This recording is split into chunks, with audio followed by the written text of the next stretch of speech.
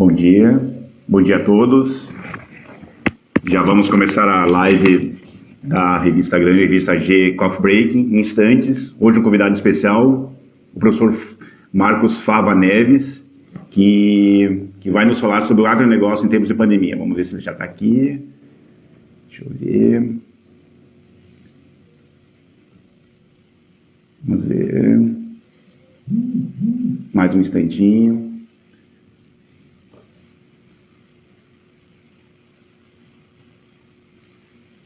Mais um minutinho aqui para nós falar com o professor Fava Neves.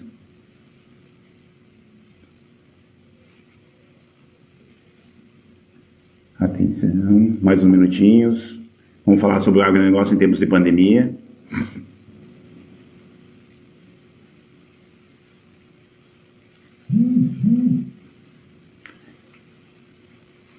Aguardando só o professor entrar.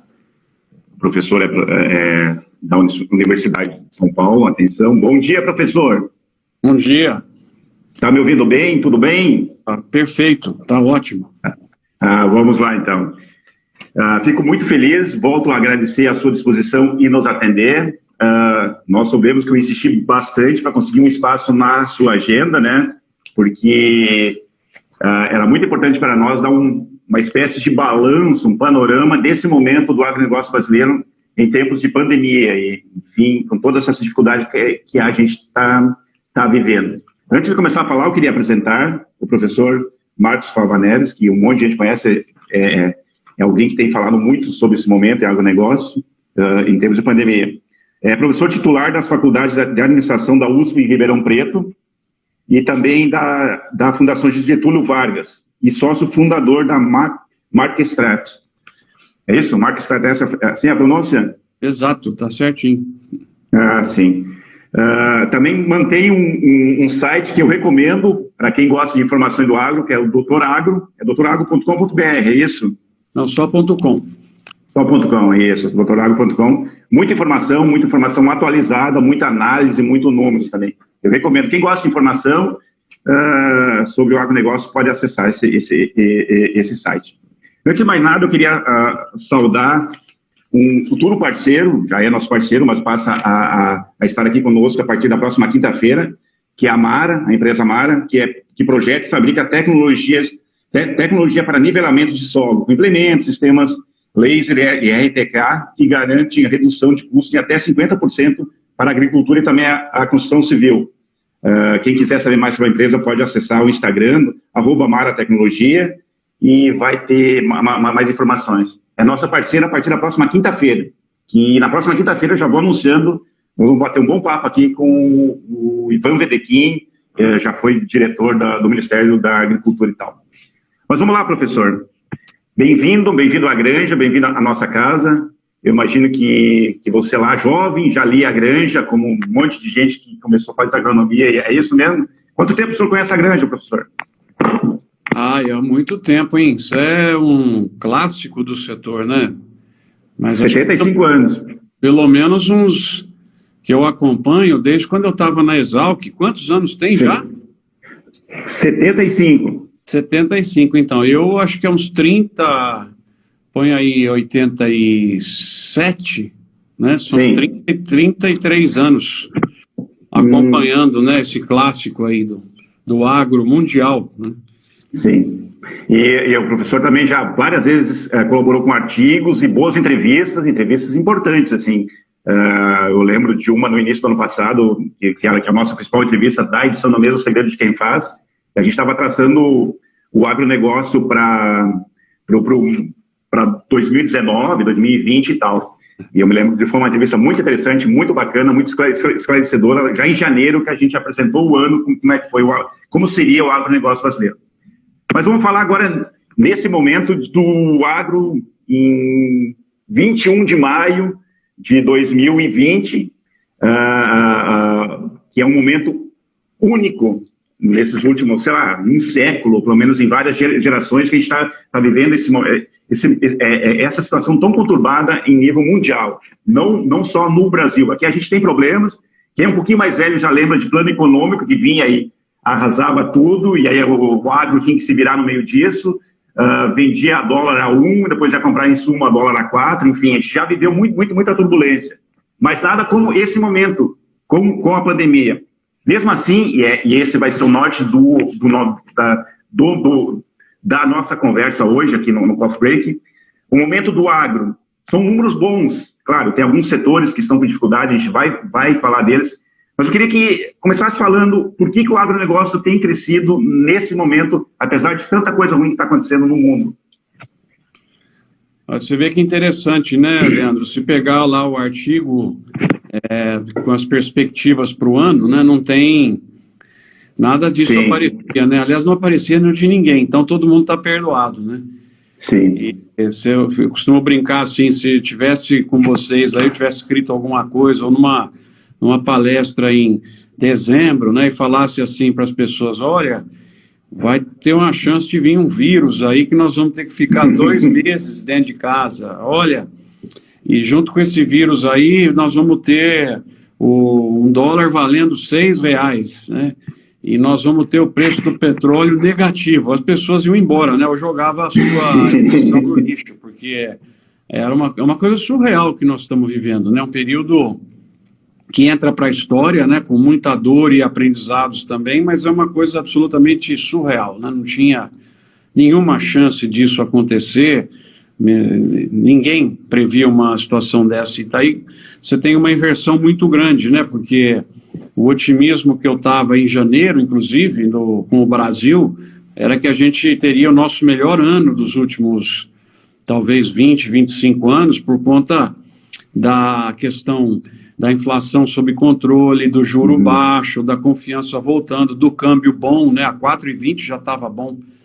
E aí, você imagina que beleza que seria agora, né? A economia crescendo 3%, essa crise política toda não estaria existindo, né, as pessoas, emprego voltando com força, aí você tem esse cavalo de pau aí que atrapalhou completamente, né, o cenário do mundo e também do Brasil mais sofisticado um pouco, porque é uma sociedade complexa, então a gente tem aqui que lidar também com a crise política, que ela não está presente em outros lugares, né, e lamentavelmente isso aqui atrapalha muito. Mas o agro, que foi a tua pergunta, vem vindo bem, e nós temos essa sorte, né, de que somos fornecedores mundiais de alimentos, e o alimento sempre é o último a ser cortado. Então agora todo mundo que está assistindo aí, você tem amigos que estão em diversos setores, né, da economia. Você vê o pessoal que está no setor de serviços, que desastre, né, que triste ver as pessoas perdendo o que investiram, perdendo patrimônio, fechando restaurantes, né, lugares que a gente frequentava não vão abrir mais. E aí o agro não, o agro todo mundo precisa de comida, e a comida e a educação, praticamente quando você conversa com a família, ele corta a viagem, ele corta um monte de coisa, mas ele não corta a educação e ele não corta a comida, né?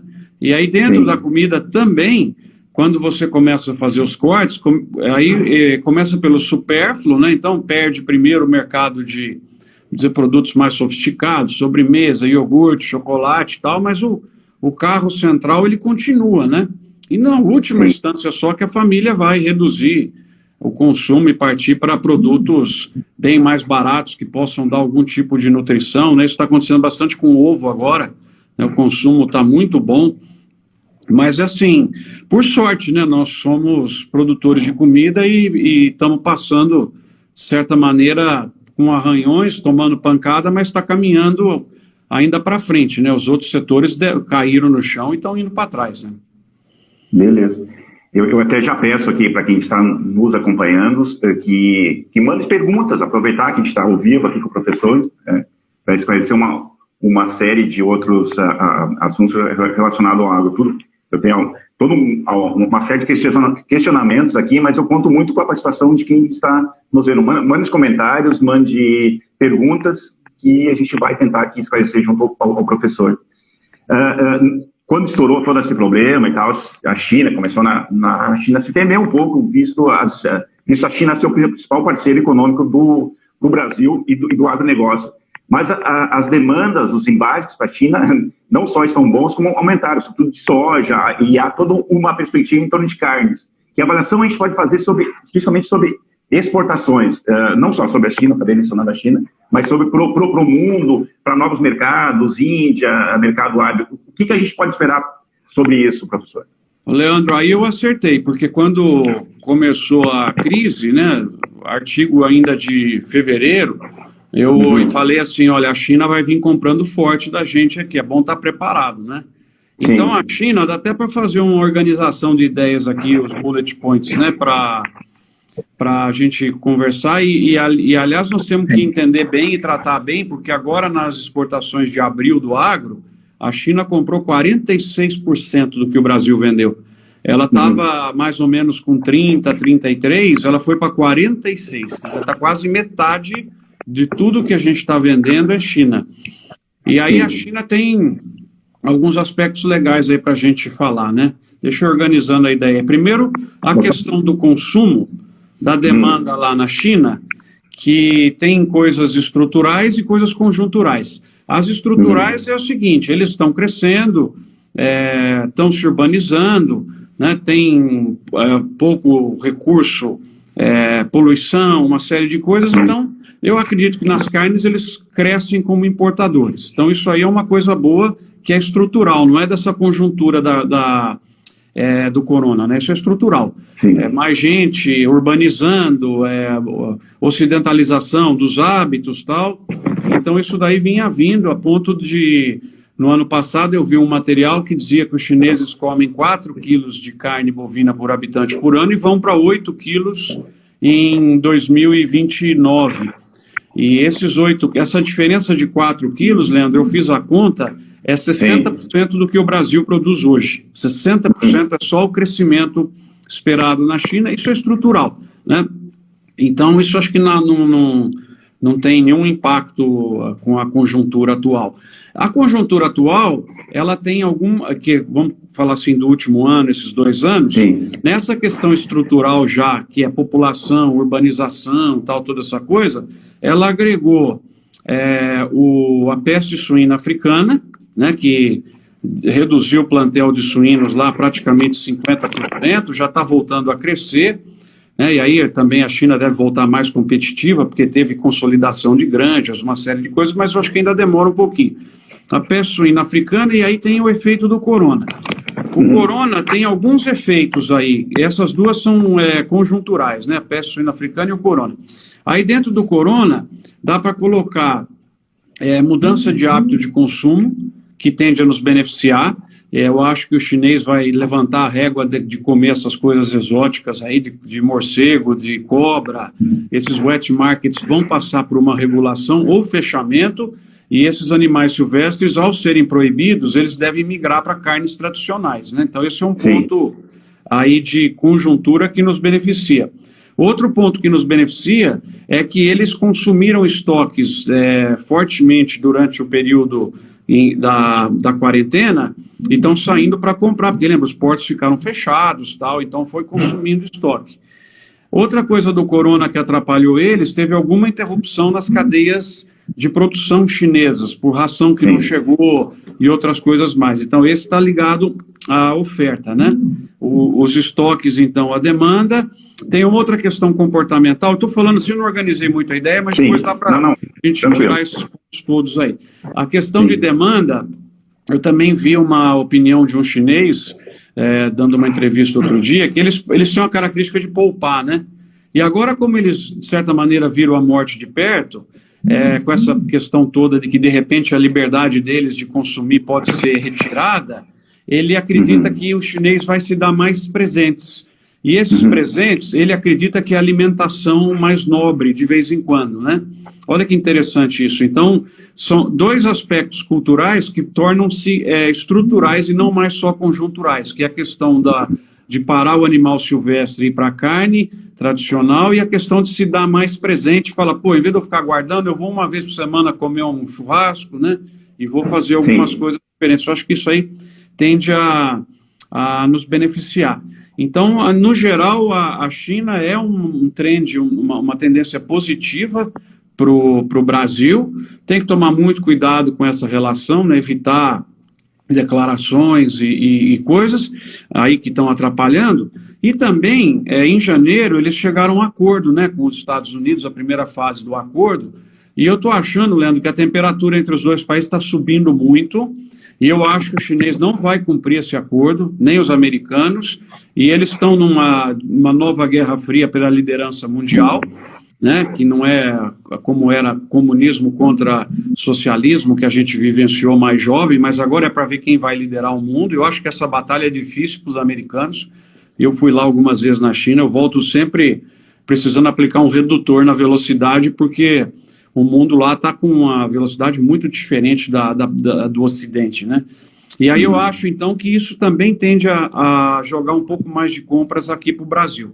E aí, recentemente, só para fechar a história da China, saiu uma matéria na Reuters, na semana passada, de uma diretriz do governo chinês para as empresas chinesas acelerarem as compras do Brasil, porque eles estão com medo de interrupção das cadeias de suprimento aqui no Brasil por conta de contaminação com o coronavírus, algo que a gente já está vendo nos Estados Unidos. Eles estão com medo de acontecer aqui no Brasil. Eu acho aqui mais difícil, né, por causa das nossas características de produção. As unidades são menores, são mais espalhadas, né? Muitas estão em cidades muito pequenininhas, tomaram precauções, mas então é isso. Eu acho que agora em maio vai bater recorde de exportação. Em abril, estou vendo aqui, a gente passou chegou o acumulado, né? Exportações do agro, bateu recorde. Deixa eu ver aqui, está em valor. Só a soja, né, acumulado esse ano tem 12 bilhões, uma loucura. Então, eu acho que a China vem forte aí, está começando, tá? Não, é verdade, né?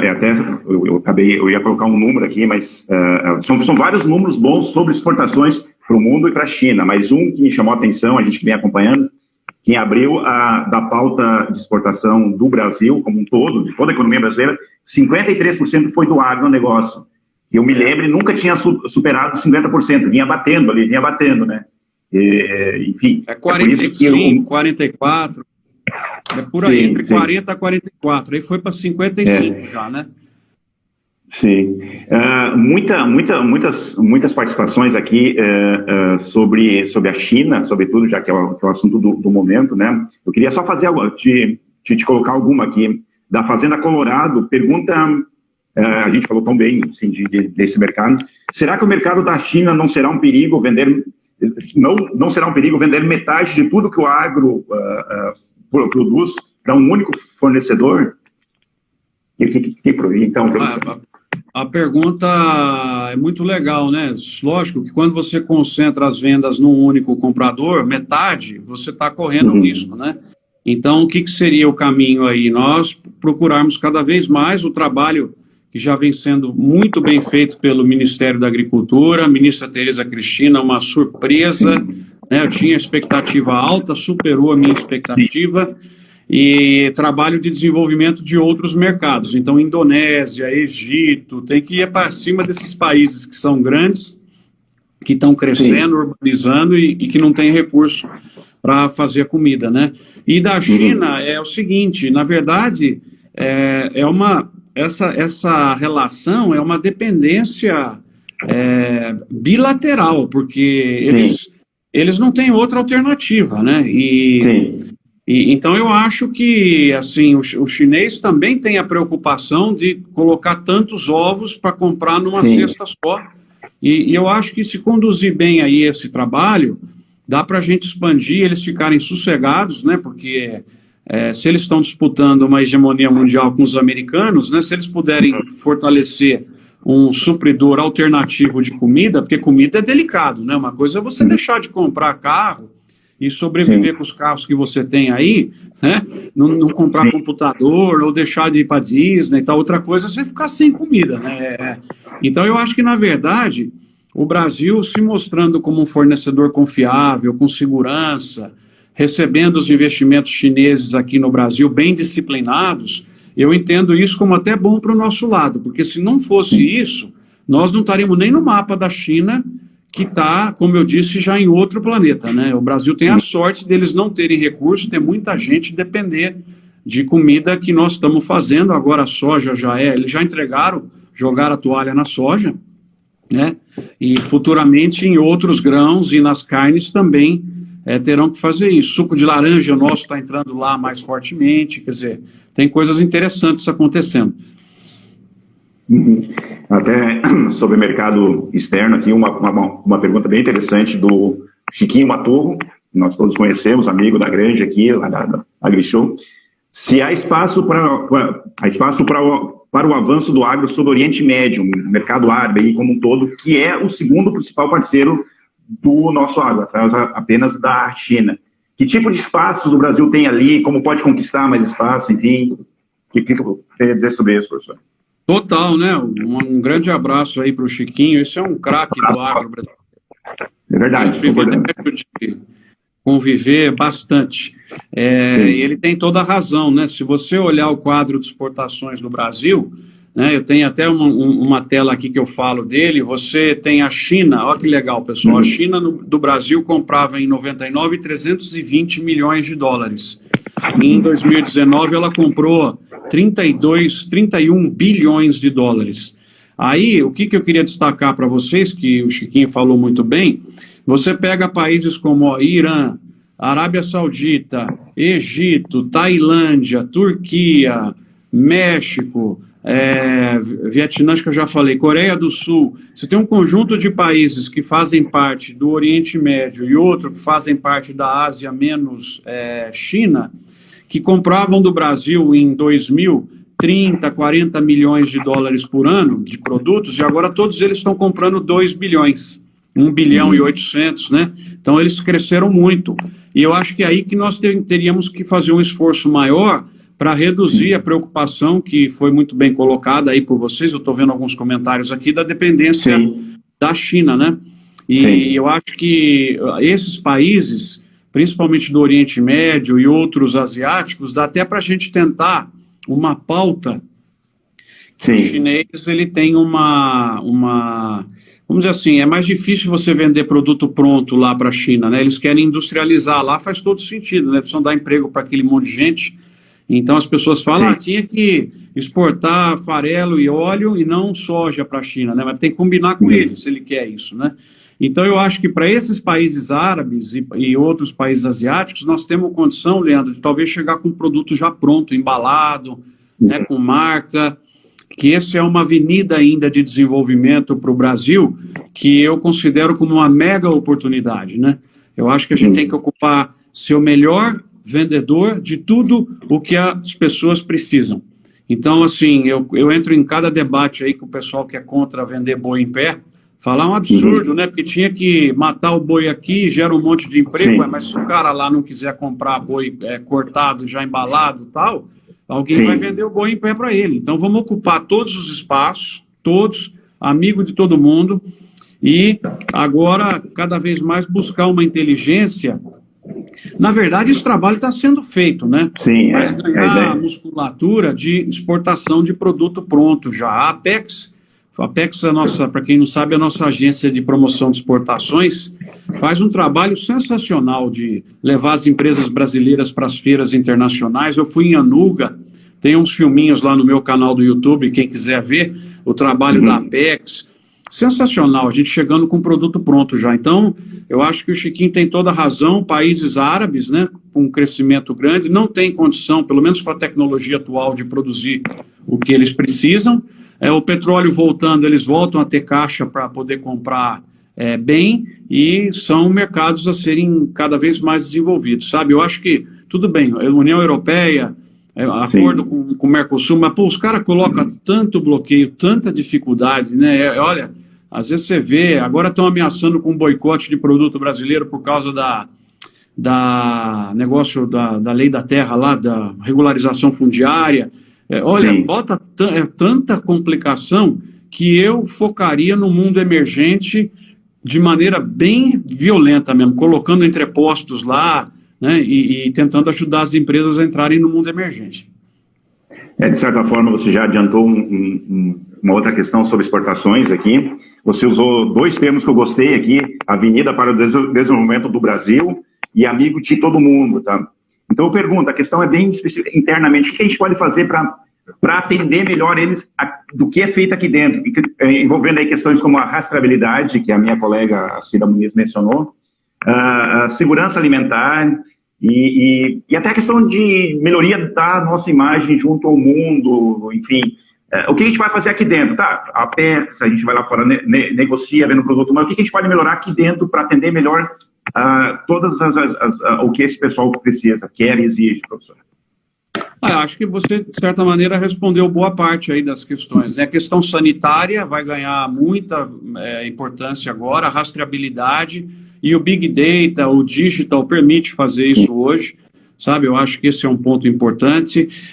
Tudo que foi importante na área de custo, né, para que você possa ter uma eficiência maior aí das cadeias de produção para poder ter espaço, né? Eu acho que nesse ponto nós estamos caminhando bem. Lógico que tem mais coisas para ser feitas, mas eu acho que está de parabéns o agro brasileiro. Aonde eu inovaria agora, Leandro, outro dia eu gravei uma entrevista lá que o Paulinho Meneghetti e o pessoal lá de Maringá que deu uma barulheira lá. O que eu acho, e aí que precisava ser feito, é um pouco mais de ação coletiva na área de exportação, né? Sim. Então, eu tenho batido um pouco nessa tecla e estou incomodando algumas pessoas, mas eu vou dizer aqui, eu acho que cada setor do Brasil deveria ter uma Copersucar. O que é a Copersucar? É um órgão, é uma organização centralizadora dos esforços de venda que permite maior poder de negociação, permite eficiência de ativos e permite dar umas bocadas no mundo lá fora, como a Copersucar fez, comprando empresas fora do Brasil, montando filial na Ásia. Então, o que eu acho? Vocês têm um trabalho muito forte com o cooperativismo, né? Sim. Eu gostaria muito de ver as cooperativas do Sul se unirem com uma estrutura comercial única, sabe? Na verdade, esse pessoal fica lá fora disputando market share uns com os outros, destruindo preço, né? Muitas vezes, e vai lá e acaba tomando um desconto, e aí o outro vai e fura e entrega. Eu acho que nesse ponto eu gostaria de ver o Brasil mais coordenado para vender, sabe, Leandro? Eu acho que não faz sentido cada cooperativa ter a sua estrutura de exportação e daí ficar uma batendo com a outra lá, se você poderia ter uma mega bem gerenciada. Aí o pessoal fala, Marcos, mas nós tentamos isso lá atrás, não deu certo, porque tentou errado. Colocou pessoas erradas, fez de maneira errada, mas eu montaria uma central de vendas com assim, identidade, lógico, como é a Aurora, mas numa dimensão bem maior, sabe? Eu acho que aí, isso que as pessoas colocaram aqui, a gente toma preço do chinês, aí não vai tomar, porque o chinês, igual a Nova Zelândia, para a Nova Zelândia você conhece o exemplo, né? A Nova Zelândia é grande exportadora de leite. Uma empresa cooperativista representa 96% da exportação, 97%, a última vez que eu fui lá era mais ou menos isso. É a Fonterra. Então, eu acho que nós precisaríamos de Fonterras aqui no Brasil, para cada produto romper essa questão de ciúme, né? Entender que perde um pouco de espaço, sabe? Mas entender que o Brasil agora tem que nascer com uma das palavras que eu coloquei num vídeo que eu fiz aí, um neocoletivismo e neonacionalismo. Então, eu gostaria principalmente de ver o sistema cooperativista pensando em agredir o mundo no bom sentido com uma estrutura única. Aí dá para você montar terminal na China, porque aí nós estamos falando de um gigante. Manter os ativos bem utilizados. Leia um pouco mais sobre... Eu escrevi um caso sobre a Copersucar, né? O ganho que essa empresa entregou já para 48 usinas, né, que não precisa ter estrutura comercial, cada uma delas, é ficar competitivo, né, jogar o jogo mundial. Então, eu, assim, quando o produtor fala para mim, mas a China vai dominar, eu falei, vai, mas você consegue bater de igual para igual se você se juntar aqui no Brasil, e aqui no Brasil o maior fornecedor de comida do mundo, lá eu trombo com uma ou duas ou três empresas, né? Então, se começar a fazer sacanagem, as três falam uma com a outra e para a venda. Aí você vai ver a gôndola sua esvaziando, aí você vai ver o problema que dá. Então, eu acho que nós precisaríamos bolar isso, sabe? Quem sabe desse momento de crise, o pessoal não volta com uma mentalidade de sentar, mais uma vez, romper a ciumeira que eles têm entre eles. Hoje está um competindo com o outro, não faz sentido, né? Vai lá e monta na cidade, destrói valor para as duas, entra em guerra de preço, não faz sentido isso. Realmente, muitas questões aqui sobre a China, ela mexe aqui com os questionamentos. A China, ela é grande, né? Ela é muito interessante. Muito a fobia, né? O pessoal está com fobia aí por causa do vírus e tal. Eu tenho comprado em cada... Calma, gente, vamos devagar. Exatamente. E, enfim, eu vou com mais uma da China aqui, ela é da Eveline, ela é zootecnista influenciadora digital, @prioriagro. Ela pergunta, professor, como o professor vê o interesse dos chineses nas nossas empresas do agro? E, inclusive, ela menciona, como, por exemplo, as cooperativas. Nas cooperativas eles não conseguem, não dá para, nós não podemos entregar as cooperativas para eles, entendeu? Excelente a tua pergunta. As cooperativas, mais uma vez, está ligada à minha resposta anterior. Nós temos que criar uma China aqui dentro do cooperativismo brasileiro e bater assim de igual para igual. Aí é o elefante com o elefante, né? Agora, no resto, eles vão comprar tudo, não tem jeito. Eles têm dinheiro, o Brasil está barato. Não tem como evitar isso, e eu não sei se isso é ruim. Se você disciplinar bem, o Brasil precisa de investimento. Eu fiz um trabalho lá no Tocantins, meu Deus, precisa de tanto investimento lá, não só na questão de infraestrutura, mas na agroindustrialização, sabe? Eu não sou contra o capital chinês entrar no Brasil, eu acho que eles não vão comprar terra, na minha opinião não faz sentido, é um investimento muito alto, mas eles vão empacotar o produtor, dominando o setor de insumos, né? Já compraram a Syngenta, a Damar e outras aí que vocês sabem bem, estão comprando revendas, né? E vão ter a trading, né? Que eu acho que também é outra coisa que eu falo aqui, daqui 10 anos, você pegar as 10 maiores trades do mundo, 6 ou 7 vão ser chinesas, porque o produto vai entrar lá para eles, né? Então eu vejo... Então o que acontece? Eles vão ter a trading e vão ter o insumo, e vão empacotar o produtor brasileiro. Não tem como evitar isso daí. Mas eu não quero essa situação. Qual é a resposta para isso? Cooperativismo. Então, você tem a arma para... Isso aí, na teoria, está desde 1930, 1940. Chama Countervailing Power. O poder de contrabalançar. Como isso? É o cooperativismo. Então, nós temos como fazer isso, sabe? Agora, com a mentalidade de muitos hoje no Brasil, tem que mudar, né? Sim, entendo. Bom, a China, como eu disse, desperta muita curiosidade, mas vamos falar um pouco aqui internamente ainda, a gente já está na segunda metade da nossa conversa. A gente falou de bons números de exportações e tal, e haveria outros números a serem mencionados aqui. Mas o que dá para esperar para o restante de 2020? E já vamos, a gente sabe que o agro antecipa, a gente já está falando de 2020, 2021. A gente vai continuar com números bons, enfim, para a soja, para exportações. E aí eu já emendo um outro assunto ali da frente sobre crédito. Plano Agrícola e Pecuária 2020-2021. Enfim, o que é possível já prever, antecipar, se estimar aí sobre o restante desse ano, já 2021, professor? Então vamos lá, Leandro, essa aí pergunta... Eu sei muito assunto, hein? Você precisa me dar 2 horas aí. 2021... um pouquinho do crédito. Isso. 2021, assim, o que é a minha maior preocupação hoje, né? O impacto que eu já falei aqui, e as pessoas falam, ele vai se contradizer agora que ele falou que a comida é a última coisa que as pessoas cortam, né? Mas nós não sabemos ainda o tombo econômico, qual é o tamanho dele, né? Então esse é o ponto que mais me preocupa hoje no mundo, quanto que a pandemia vai desacelerar nas economias, né, e traduzir isso em queda de consumo de produtos, né?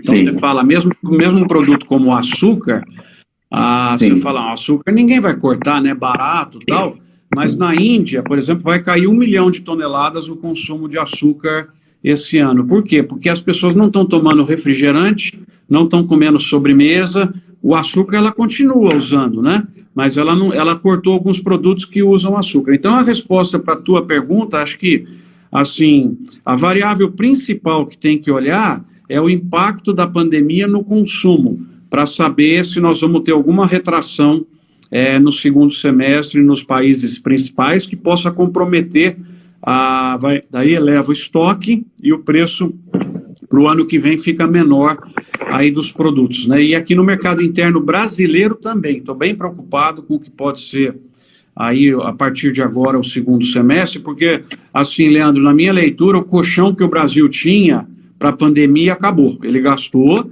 né, esses 60 dias, agora eu acho que nós vamos ter que enfrentar de outra maneira isso, e a economia vai precisar voltar. Porque o que acontece? Eu estou no grupo aqui de Ribeirão Preto, né? Foi montada uma comissão de 10 pessoas para auxiliar o prefeito. Aqui ele ouve o grupo, é impressionante, e tem um comitê de médicos também. O caixa, daqui a pouco vai acabar o caixa da prefeitura, e aí o que vai acontecer? Não estou dizendo que isso vai acontecer aqui em Ribeirão Preto, no geral, né? Nos estados, porque o estado e o município não podem imprimir moeda. Então, daqui a pouco o caixa vai tossir e aí não vai conseguir mais honrar a folha de pagamento, e aí que você vai ver a situação começar a cair que nem um dominó. Então, esse ponto, nós estamos no limite para começar a acontecer quedas mais fortes, né?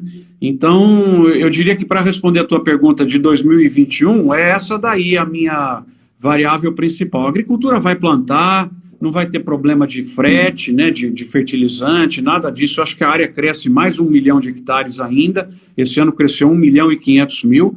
Para a safra 2021, eu acho que vai mais 1 milhão aí. Vai plantar, vai ter produto. Agora, a variável principal que nós temos que torcer é do consumo, da demanda, e ela está diretamente ligada ao tempo de isolamento e como que isso vai afetar no consumo das pessoas. Rapidinho, a questão do crédito, né? Lamentavelmente, o governo se viu demandado por muito mais setores que não apenas a agricultura. Ele vai ter que socorrer, lamentavelmente, um monte de outros setores que não precisaria se preocupar, como, por exemplo, companhia aérea, setor de hotéis, né? O que vai ficar de pé disso daí? Né? Então, você vê que vai todo mundo correr para o Caixa Central. E ao correr para o Caixa Central, você tira alguma margem que o agro poderia ter de buscar mais recursos, né?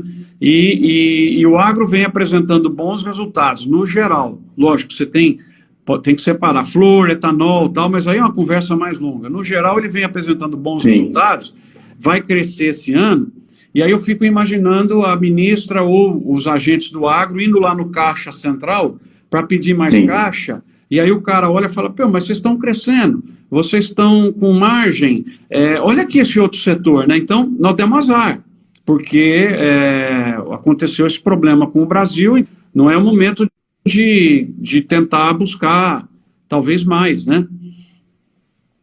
E aí o que eu acho, assim, no médio prazo, eu acho que os mecanismos de crédito vão ser tão diferentes dos que a gente vê hoje, com o lado crowdfunding, né?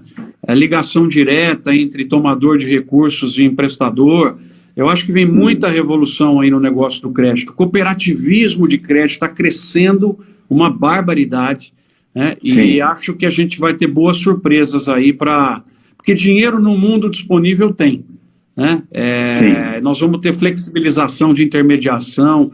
Eu acho que vem tanta coisa aí na área de crédito, com a digitalização, com relações diretas de ofertante e demandante, que assim, só para exemplificar, o que impede alguém que está com por exemplo, eu sou só micro-sócio de uma micro-cervejaria por crowdfunding, né?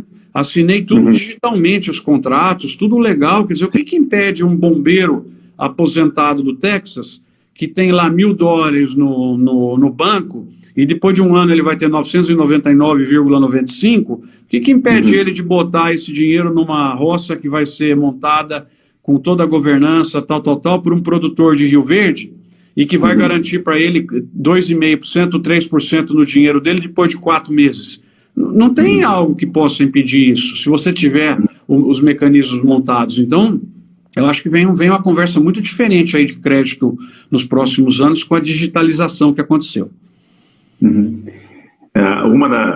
Uma expectativa até que possam cair os juros para o Plano Agrícola e Pecuária 2020-2021? Será que vai acontecer isso? E já emendo, vai ter recursos suficientes? O Plano Agrícola vai ser do mesmo tamanho do ano passado? O que dá para esperar?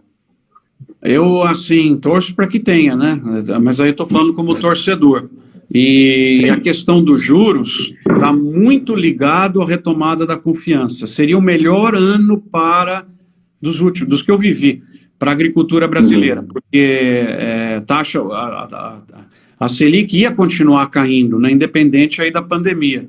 E o dinheiro ia estar mais disponível. Mas aí o que acontece agora? Você criou com a história do vírus, a palavra é confiança, né? Uma quebra de confiança muito grande no sistema. Quando você não tem confiança, o cara retrai, né? E ao retrair, seca. Então, hoje o problema principal, Leandro, das empresas é liquidez, né? Caixa. Sim. E mais uma vez, quem foi conservador, quem tinha caixa, vai agora fazer a bomba, vai dar a bocada e os ativos vão mudar de mãos, principalmente nos setores com maior crise, né? Mas assim, eu não tenho resposta, isso aí é melhor tentar conseguir lá com a ministra, tomara que consiga, e o recurso. Por outro lado, Leandro, ficou evidente, acho que nós nunca tivemos isso tão evidente para um governo, né? Se você olhar os governos que nós tivemos anteriores, né, o período com o PT, o Fernando Henrique e tudo, acho que nunca ficou tão evidente para um governo que o produto do Brasil é o agro. Sabe, isso aí acho que sacramentou nesses 6 meses. Nós temos um produto para a sociedade mundial de grande escala. Lógico, nós temos turismo, né, temos Embraer, tem algumas coisas legais, empresas que conseguem jogar o jogo internacional, Tramontina, mas assim, em termos de ocupação mesmo de espaço, é o agro, é o alimento. Sim. Então, por outro lado, nós temos uma conscientização de órgãos do governo que é esse o setor que nós temos que tirar as correntes e deixar ele avançar um pouco mais. Então, tem isso também, né? Mas é um ano difícil, né? E nós temos que ter compreensão para isso também. Antes de ir para a próxima questão, eu não quero deixar passar um comentário aqui que eu achei bem interessante, meio que dá uma síntese do que a gente vem conversando, e bate com o que você acabou de mencionar, que o produto do Brasil é o agro. É a participação do Ricardo Celestino Alves. Ele diz o seguinte: o agro, botou agro em letras maiúsculas aqui, brasileiro sempre esteve de parabéns, salvou a economia e sempre foi mal visto pela população urbana. Após esta crise, o agro salvará novamente a economia? Não o setor, é uma afirmação.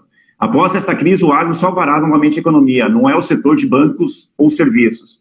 Essa colocação tem tudo a ver com uma questão que eu já ia levantar sobre, mais genérica, assim, sobre a imagem do produtor brasileiro, do agronegócio como um todo, mas sobre o produtor.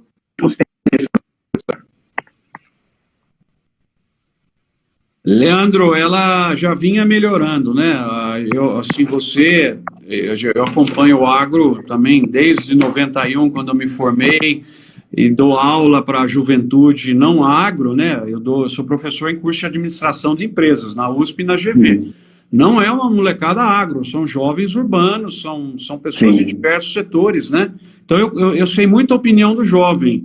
E assim, o ganho de imagem da agricultura brasileira vem subindo ano a ano, por conta do trabalho bem feito, por conta de preocupação maior com sustentabilidade, com a preocupação com as pessoas, né?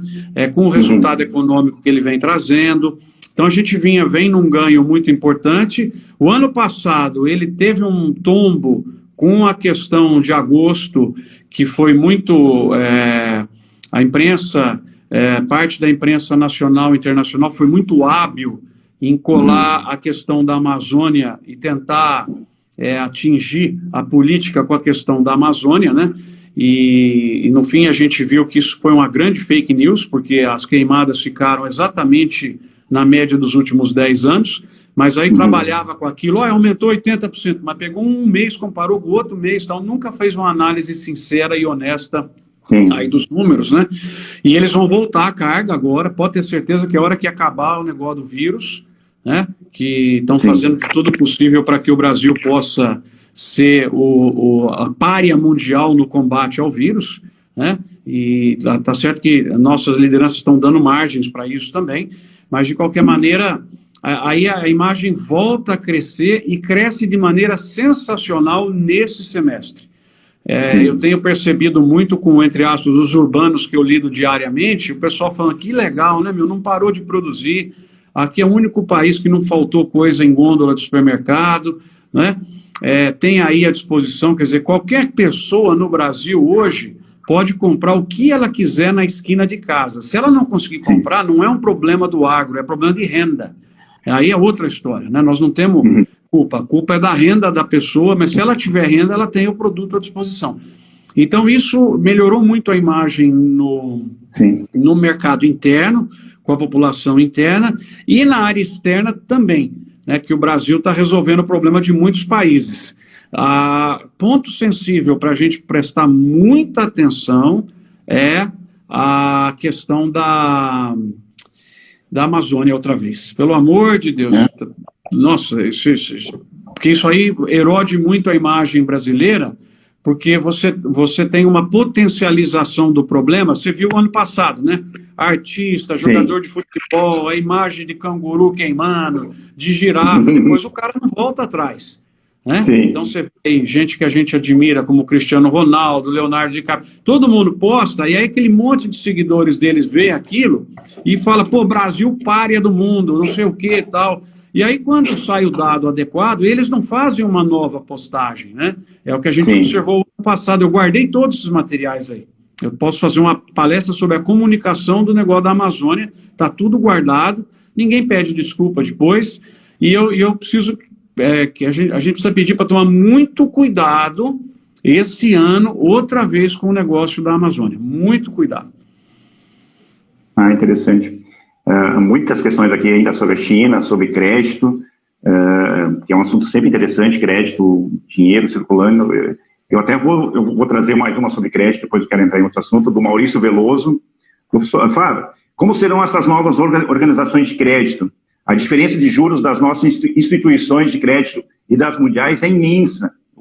Nós sabemos disso aqui no Brasil. Como abrir esse cartório e jogar o jogo mundial de crédito? A pergunta é ótima. Eu acho que isso aí vai ser igual ao Uber. O nego vai botar resistência, vai fazer protesto, mas vai entrar, não tem jeito, entendeu? Eu acho que uma leitura de maior competição por mecanismos de financiamento das autoridades, isso já está acontecendo, né, gente? As fintechs, você pega esses bancos novos, eles estão comendo participação de mercado dos tradicionais, impressionante. A juventude, você pega o cartão deles, é tudo desses bancos que não são os tradicionais, né, que foram montados sem agência, sem custo. Já está entrando, está erodindo o sistema tradicional pelas beiradas, né? E isso também vai chegar na agricultura, seja com a questão das cooperativas de crédito, né, como da própria desintermediação daquele que eu expliquei do negócio internacional. Eu acho que dá 2 anos, você vai lembrar do que eu falei aqui, vai estar totalmente diferente o acesso a capital para quem está investindo em coisa que dá retorno, né? Interessante, né? Então, bem. Há uma série de outras questões sobre, a gente vem até com uma conversa um tanto positiva, proativa, enfim, mas há alguns setores que estão penando agora. Por exemplo, e aí alguns aqui já mencionaram, por exemplo, o Marcelo Pacotes pergunta sobre a percepção de flores, no mercado de flores. Eu já emendo, além de flores, emendo outros setores que estão sofrendo. Eu até já, como, por exemplo, a gente de certa forma já abordou o etanol, biodiesel, inclusive o algodão, que vinha numa fase tão boa, a gente já está indo para o final da nossa conversa. O que as pessoas desses setores podem esperar aí nos próximos meses? Aí?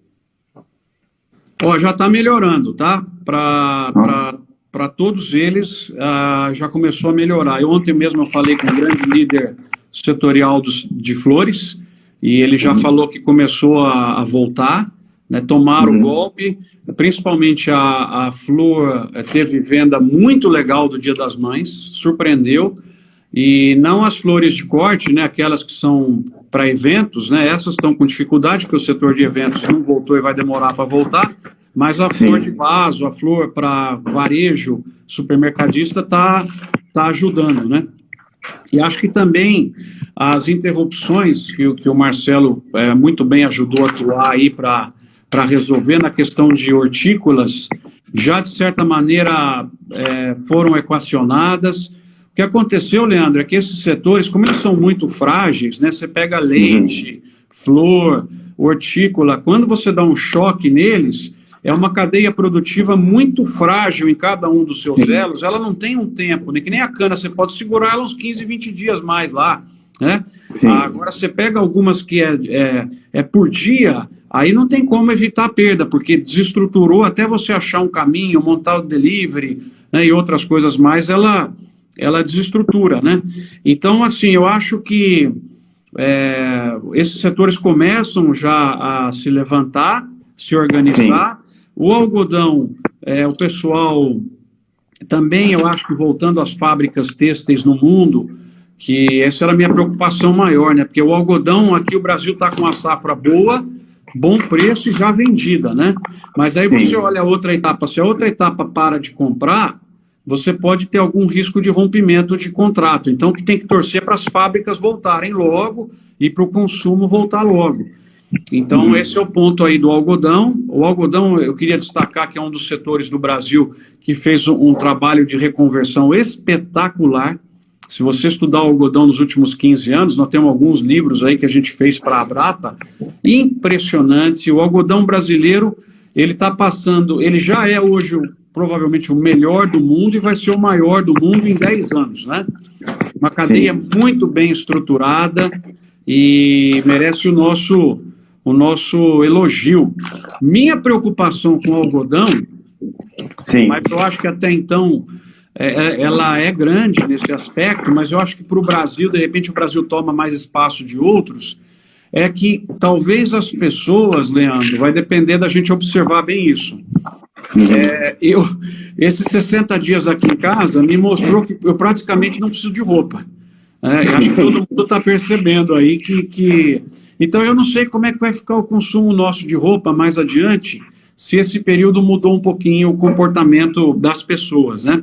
E só para concluir, o etanol a gente achou que o tombo ia ser muito maior, né? O etanol, lembra, a usina faz cana, que vira açúcar, etanol e bagaço que gera eletricidade, tá?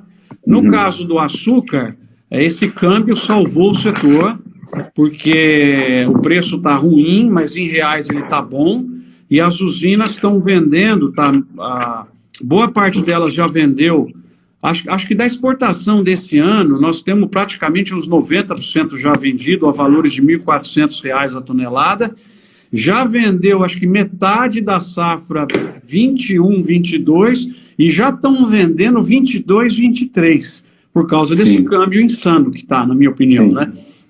Então, no caso do açúcar, está ok. O etanol é que sofreu o golpe principal por causa do preço do petróleo, que veio muito para baixo, e o consumo que caiu pelo isolamento, né? Mas já vem voltando também, e a gente achou que fosse cair muito mais. Então, em março, ele caiu, acho que foi 18% ou 20%. Em abril, que a gente achava que ele fosse cair 60%, quer dizer, do 100 ele viria para 40%, ele ficou em 65%.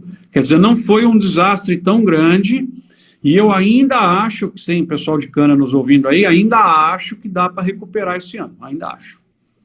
Sim, a gente está indo já para o final aqui, tem muita questão que tem chego aí, é uma pena, eu já fico um pouco até ansioso, eu que gosto de informação, gosto de explicações, e tô na frente de alguém como você, professor. Mas eu vou querer fazer uma pergunta tanto genérica, assim, sobre, de certa forma, tem ligação com o agro, o que vai mudar na sociedade brasileira, a gente está aqui, né, quanto a consumo, quanto a hábitos. Eu faço essa pergunta porque eu te acompanho, te leio, recebo teus vídeos, tuas análises. O que vai mudar com o vírus e isso vai refletir no agronegócio? De certa forma, isso foi abordado do começo ao fim do que a gente vem conversando, mas eu queria uma análise, digamos assim, uma síntese do que vai mudar na sociedade que vai ter reflexo no agro, professor.